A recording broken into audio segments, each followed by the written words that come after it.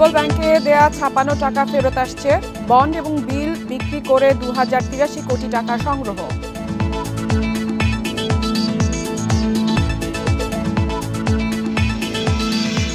বাংলাদেশকে $116 কোটি ঋণ দিচ্ছে বিশ্ব ব্যাংক, নিরাপদ পানি এবং পয় নিষ্কাশন সেবার উন্নয়নে ব্যয়।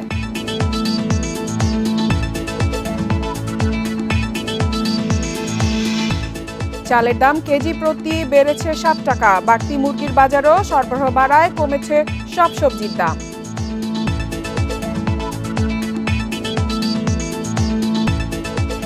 সবাইকে আমন্ত্রণ অর্থনীতি সারাদিনে, আপনাদের সাথে আছি ইফাতারা। শুনছিলেন শিরোনাম, এবারে জানাবো বিস্তারিত।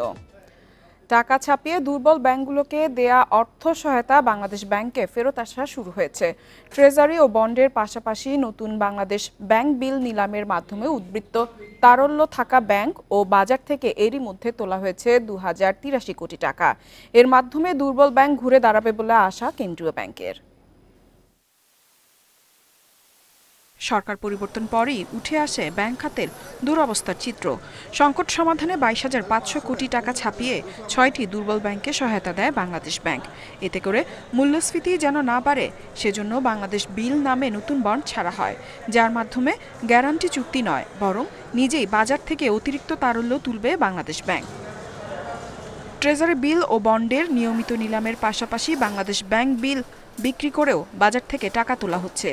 এ মাসে 90 দিন মেয়াদি 4টি নিলাম হয়, সব মিলিয়ে বাজার থেকে তোলা হয়েছে 2083 কোটি টাকা। বাংলাদেশ ব্যাংক বিল আপনারা জানেন যেটা অকশন হচ্ছে এবং আমরা তার মাধ্যমে টাকা তুলে আনার চেষ্টা করছি। একটা কথা খুবই গুরুত্বপূর্ণ, সেটা হচ্ছে যে আমরা যখন 22,500 কোটি টাকা বাজারে দিয়েছি, আমাদের কিন্তু একটা অ্যানালাইসিস আছে, সেটা হলো বাজারে আমাদের হাই পাওয়ার্ড মানি বা রিজার্ভ মানির পরিমাণ কত। আমরা দেখেছি যে রিজার্ভ মানির পরিমাণ যত থাকা উচিত, আমাদের এই 22,500 কোটি টাকা দিলেও আমরা তার নিচে থাকছি। অর্থাৎ এটা আসলে মূল্যস্ফীতিকে উস্কে দেওয়ার মতো কোনো পরিস্থিতিতে নিয়ে যাচ্ছে না। বর্তমান বাস্তবতায় নিলামের মাধ্যমে টাকা তোলার প্রস্তাব IMF-এরও। এছাড়া নতুন করে তারল্য সহায়তা না দিতে কেন্দ্রীয় ব্যাংকে সুপারিশ সংস্থাটির। সহায়তার টাকা যত দ্রুত সম্ভব বাজার থেকে তুলে নেওয়ার পরামর্শও তাদের। দীর্ঘদিন ধরেই মূল্যস্ফীতি 2 অঙ্কের ঘরে। এ সময় টাকা ছাপানো হলে বাজারে নেতিবাচক প্রভাব পড়ে, তবে সামগ্রিকভাবে মুদ্রা সরবরাহ কমানোর উদ্যোগ চলছে। ইফাতারা, ইন্ডিপেন্ডেন্ট নিউজ। দেশের মুদ্রাবাজারে আবারও ঊর্ধ্বমুখী হয়ে উঠেছে মার্কিন ডলারের দাম। খোলা বাজারে প্রতি ডলারের দাম বেড়ে 127 টাকা ছাড়িয়েছে। ব্যাংক সংশ্লিষ্টরা বলছেন, ডিসেম্বরের শুরুতে পুরনো আমদানি দায় মেটাতে সরকারি ও বেসরকারি খাতের ব্যাংকগুলো বেশি দামে প্রবাসী আয়ের ডলার কিনছে। এর প্রভাবেই মূলত দাম বেড়েছে। এদিকে ডিসেম্বরে ব্যাংকগুলো প্রবাসীদের কাছ থেকে প্রতি ডলার 121 থেকে 122 টাকায় কিনছে। হঠাৎ দাম বেড়ে যাওয়ায় অস্থির পরিস্থিতি তৈরি হয়েছে। চলতি মাসে প্রথম 14 দিনে 138 কোটি 13 লাখ ডলারের প্রবাসী আয় দেশে এসেছে। দৈনিক গড়ে এসেছে প্রায় 9 কোটি 86 লাখ 69 হাজার ডলার।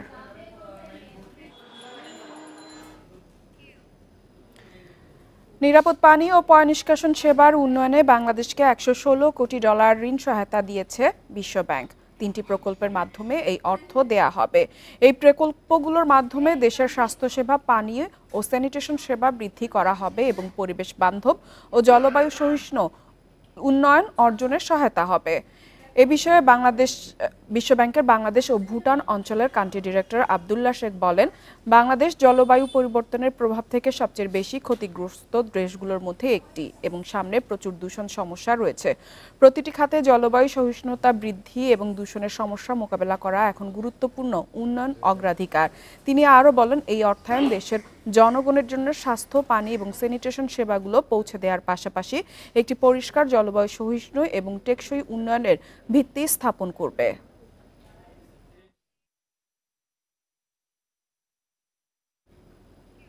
দেশের চলতি অর্থ বছরের জন্য জিডিপি প্রবৃদ্ধির পূর্বাভাস কমিয়েছে এশীয় উন্নয়ন ব্যাংক ADB। অর্থ বছরের চতুর্থ প্রান্তিকে কৃষি, শিল্প ও সেবা খাতে ধীর গতির ফলে প্রবৃদ্ধির গতি মন্থর হবে বলছে সংস্থাটি। Asian development bank Outlook 2024 December প্রতিবেদনে উঠে এসেছে এসব তথ্য। এছাড়া হ্রাসকৃত প্রবৃদ্ধির কারণ হিসেবে রপ্তানি ও উৎপাদন খাতে অল্প প্রবৃদ্ধি, আন্তর্জাতিক বাজারে কম চাহিদা, সরবরাহের ব্যাঘাত, জ্বালানি ও বিদ্যুৎ সংকট, রাজনৈতিক অস্থিরতা এবং আর্থিক খাতের ঝুঁকির প্রভাবও রয়েছে। প্রতিবেদনে উঠে এসেছে বাংলাদেশের জুলাই-আগস্টে রাজনৈতিক অস্থিরতার প্রভাব পড়বে প্রবৃদ্ধিতে। এই পরিবর্তিত পরিস্থিতির মধ্যে দেশের অর্থনীতি চ্যালেঞ্জের মুখোমুখি হচ্ছে। এর সঙ্গে রয়েছে আন্তর্জাতিক বাজারে দুর্বল চাহিদা, আঞ্চলিক এবং বৈশ্বিক সমস্যাও।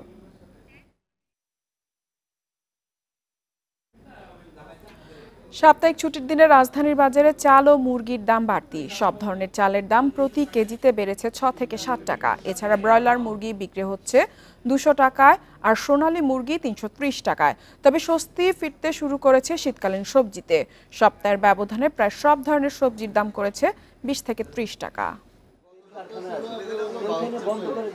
সাধারণত আমনের ভরা মৌসুমে চালের সরবরাহ ও দাম স্বাভাবিক থাকে, কিন্তু এই সময়েও রাজধানীর বাজারে খুচরা পর্যায়ে চালের দাম কেজিতে 6 থেকে 60 টাকা বেড়েছে। বিক্রেতারা বলছেন ধানের দাম বাড়ায় মোকাম থেকেই বাড়ানো হয়েছে দাম, এতে ক্ষুব্ধ ক্রেতারা। প্রত্যেকটা চালের দামই এরকম বাড়তি, 5-7 টাকা বাড়তি। এখন সিজনের সময়, এখন যদি এরকম হয় তাহলে মানুষ কিভাবে খাবে বলেন দেখি তো। বাড়ার পেছনে একমাত্র বলতে পারে মিলাররা, যারা উৎপাদন করে তারা বলতে পারবে কেন বাড়ছে, কি জন্য বাড়ছে। আমাদের জিরা ধান নাই, ধানের সংকট, সেই কারণে চালের দামটা বাড়তি। ওনাদের বাক্য হলো এটাই, আর ওনাদের কাছে আমাদের বাড়তি কথা বলা যায় না। এক কথাই বলে আপনি নিলে নেন, না নিলে নাই। বেড়েছে মুরগির দামও।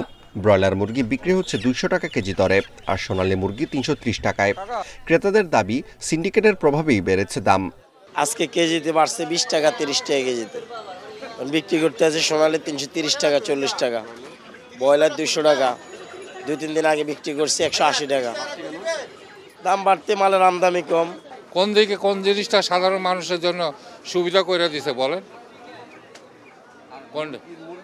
মুরগির দাম কোন দিকে কমছে? আরো বাড়তি। কোন দিকে কমছে এটা বলেন? আরো বাড়তি, প্রত্যেকটা জিনিসের দাম বাড়তি। তবে স্বস্তি ফিরেছে বিভিন্ন শীতকালীন সবজির দামে। ধরন ভেদে প্রতি কেজি শিম 30 টাকা, মূলা 20 টাকা, গাজর 60 টাকা ও বেগুন 50 টাকায় বিক্রি হচ্ছে। আর প্রতি পিস ফুলকপি ও বাঁধাকপি 30 থেকে 40 টাকা এবং লাউ 50 থেকে 60 টাকায় বিক্রি হচ্ছে।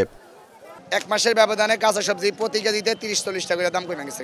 এখন একটু স্বস্তির ভিতর আছে, তবে একটু কমলে ভালো হয় আর কি। এখন তো সবজির সিজন, সিন্ডিকেট না থাকলে দামটা মোটামুটি রিজনেবল থাকতো আর কি।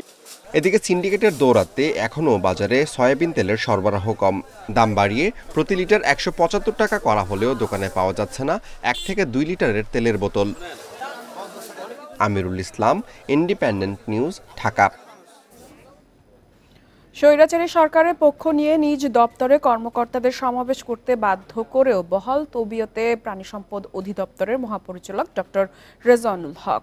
গত 4 আগস্ট ফার্মগেটে প্রাণী সম্পদ অধিদপ্তরের সামনে বঙ্গবন্ধু ভেটেরিনারি পরিষদের ব্যানারে সমাবেশ করেন তিনি। এমন অবস্থানের পরে উল্টো চলতি মাসে গ্রেড 1 পদোন্নতি বাগিয়ে নিয়েছেন। এখন চেষ্টা করছেন পদের মেয়াদ বৃদ্ধির। চলতি মাসে চাকরির মেয়াদ শেষ হওয়ার কথা রয়েছে তার।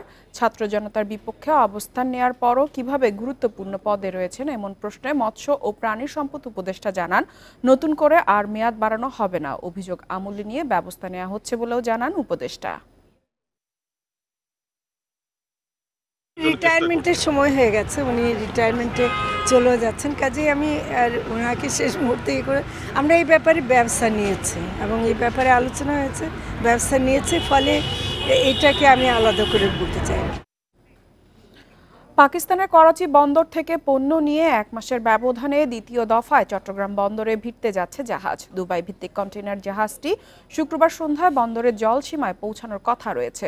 এবার আনা হচ্ছে গতবারের চেয়ে দ্বিগুণ পণ্য। পাকিস্তানের করাচি বন্দরের সঙ্গে চট্টগ্রামের সরাসরি কন্টেইনার জাহাজ যোগাযোগ চালু হয় গেল নভেম্বরের দ্বিতীয় সপ্তাহে। প্রথমবার আনা হয় 370টি কন্টেইনার, পাকিস্তান থেকে 297টি, আর বাকি কন্টেইনারগুলো সংযুক্ত আরব আমিরাত থেকে আসে। দ্বিতীয় দফায় এমভি ইউয়ান জিয়াং ফা জং জাহাজটিতে আনা হচ্ছে 780টি কন্টেইনার। দুবাই থেকে 105টি, আর বাকি কন্টেইনারগুলো আসছে করাচি থেকে। এগুলোতে পোশাক খাতের কাঁচামাল, চিনি, আলু, সোডা অ্যাশ, মার্বেল পাথর সহ বিভিন্ন ধরনের পণ্য থাকছে। প্রথম দফায় পাকিস্তান থেকে পণ্যবাহী জাহাজ ভিড়লে সামাজিক যোগাযোগ মাধ্যমে যে নেতিবাচক প্রচারণা হয়েছিল নিয়মিত চলাচলে তা কমবে মনে করছে কর্তৃপক্ষ। আগে যেভাবে হতো যে বিভিন্ন ট্রান্সশিপমেন্ট পোর্টের মাধ্যমে এগুলো আসতো, ফলে এটাতে 4-5 দিন অতিরিক্ত সময় লেগে যেত। এখন সেই সময়টা লাগছে না, এটা সরাসরি আসার কারণে আমাদের আমদানিকারকরা খুবই দ্রুত তাদের পণ্য পাচ্ছে। জাহাজের ক্ষেত্রে পণ্য যখন আসে আইজিএম সাবমিট হয়, বিল অফ এন্ট্রি সাবমিট হয়, যেগুলি আমাদের সিলেকশনের মধ্যে থাকে সেগুলি আমরা এক্সামিন করি, তারপরে স্ক্যান হয়, নানান ধরনের মেজারমেন্ট আমাদের আছে, তারপরে পণ্যগুলি খালাস হয়।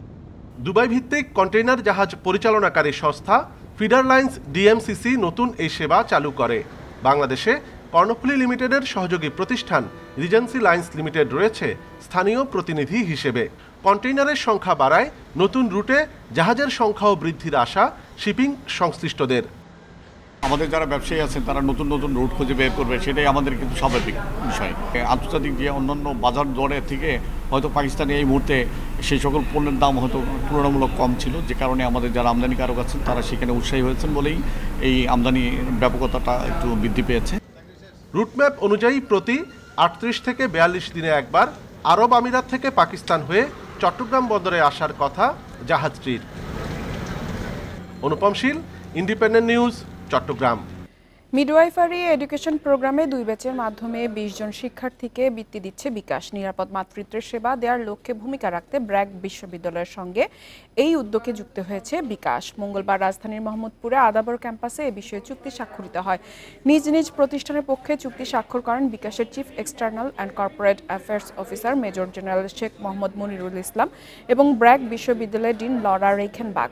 মানসম্মত শিক্ষার প্রসার এবং সুবিধা বঞ্চিতদের জন্য শুরু থেকেই কাজ করছে বিকাশ। এরই অংশ হিসেবে এই বৃত্তি কার্যক্রমের উদ্যোগ নিয়েছে প্রতিষ্ঠানটি।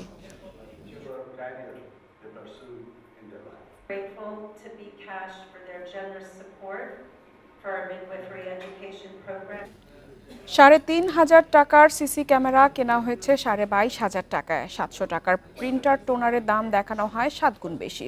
পশ্চিমাঞ্চল রেলওয়ের সরঞ্জাম কেনাকাটায় উঠে এসেছে ব্যাপক অনিয়মের অভিযোগ। অতিরিক্ত দাম ও প্রয়োজনের বেশি মালামাল কেনায় রাষ্ট্রের ক্ষতি 1.5 কোটি টাকার বেশি। পশ্চিমাঞ্চল রেলে CC camera, scanner, photocopy machine থেকে এসি কেনাকাটায় ব্যাপক অনিয়মের তথ্য পেয়েছে মহা হিসেব নিরীক্ষক ও নিয়ন্ত্রক কার্যালয়। 2020-21 অর্থ বছরে বাজারের তুলনায় কয়েক গুণ বেশি দামে সরঞ্জাম কেনা হয়। সেসব পণ্য ছিল চাহিদার তুলনায় অনেক বেশি। এতে রাষ্ট্রের ক্ষতি 1,71,71,000 টাকা। প্রতিবেদনে বলা হয় বাড়তি দামে 90টি সিসি ক্যামেরা কেনায় রেলের ক্ষতি 12,71,060 টাকা। এছাড়া 1200 টাকার কেন্ট রিপ্লেসমেন্ট কিট কেনা হয় 3,500 টাকায়। 700 টাকার প্রিন্টার টোনারের দাম দেখানো হয় 7 গুণ বেশি 5,190 টাকা। অডিট প্রতিবেদনের বিষয়ে তথ্য ছিল না বলে জানান পশ্চিমাঞ্চল রেলওয়ের কর্মকর্তারা। এছাড়া ক্রয় কমিটির সম্মতি ছাড়া এ ধরনের লেনদেন অসম্ভব। সাধারণত যে কেনাকাটাগুলো হয় এটা প্রত্যেকটা দেশের মডেল থাকে, মডেলের একটা রেট থাকে, সেই অনুসারে হয়েছে। কারণ কীভাবে অডিট আপত্তি দিল বা কীভাবে কী হলো এটা আমাকে জেনে বলতে হবে। আমি এই মুহূর্তে আপনাকে ঢালাভাবে কিছু বলতে পারি। লায়াবেল হলে অধিকাংশ ক্ষেত্রে হয়ে যায় ওই বাজার দর যাচাই কমিটি আর টেকনিক্যাল এভালুয়েশন কমিটি। জিএমএটা একদম শুরু থেকে শেষ পর্যন্ত আসলে দেখার তার সুযোগ নেই। জবাবদিহি না থাকায় দিনের পর দিন এমন অনিয়ম দুর্নীতি হয়েছে বলছে সুশাসনের জন্য নাগরিক। সরকারি অর্থের অপচয় ঠেকাতে ব্যবস্থা নেওয়ার তাগিদ সুজনের। শাস্তির বিধানটা মনে হয় আমরা কার্যকর করতে পারছি না। এটার কারণে কিন্তু এটা আরও উৎসাহিত করছে এবং আমাদের দুর্নীতিকে এইভাবেই কিন্তু উৎসাহিত করে। দিন দিন কিন্তু আমাদের দুর্নীতি বেড়েই চলেছে। অডিট প্রতিবেদনে বলা হয় রেলের ভোক্তা বিভাগ থেকে যে মালামালের চাহিদা দেওয়া হয়েছিল তার তুলনায় 40 গুণেরও বেশি কিনেছে রেল কর্তৃপক্ষ। Mustafizur Rahman, Independent News, Rajshahi. আর এই ছিল অর্থনীতি স্বাধীনের আজকের আয়োজনে। আমন্ত্রণ আমাদের পরবর্তী সংবাদে।